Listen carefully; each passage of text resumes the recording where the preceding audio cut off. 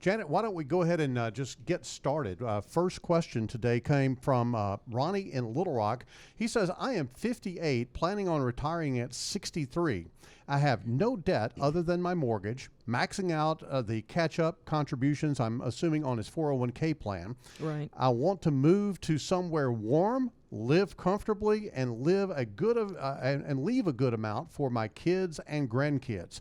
What adjustments should I make in my investment strategy? I really like the fact that he's going someplace warm and comfortable and living life and enjoying his grandkids.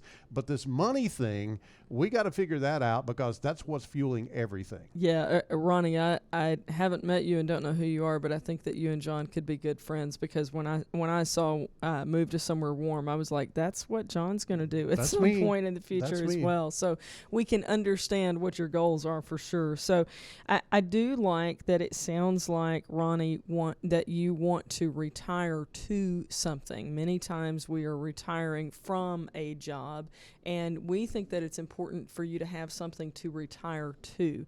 And it does seem like that you've got some plans in place that will be what your retirement actually works out to be. Yeah, let's talk about that for a second because this is really something that I deal with a lot of my male clients, the guy in the relationship.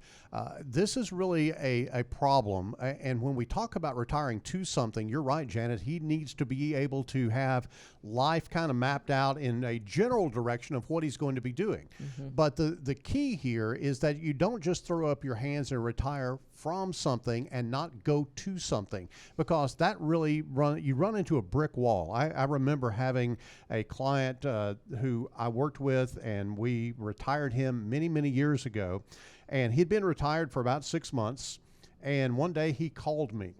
And it was very clear that he was in this really noisy environment. I was like, what are you doing? And he said, I'm driving a truck. I said, what do you mean you're driving a truck? You just retired. He said, I got bored and needed something to do. Yeah. So I started driving a truck. Well, he went right back to working not because he needed to, because he wanted to, because he didn't have anything else to do. We have, as you said, it's way more common with males than with females. We've had quite a few people do that. There's a gentleman I go to church with who stopped me a few months ago and was talking about how he got a part-time job at the country club. They don't mind when he takes some time off. He works a few hours a week, but it gets him out of the house. It gets that involvement with people, and that was just very important to him.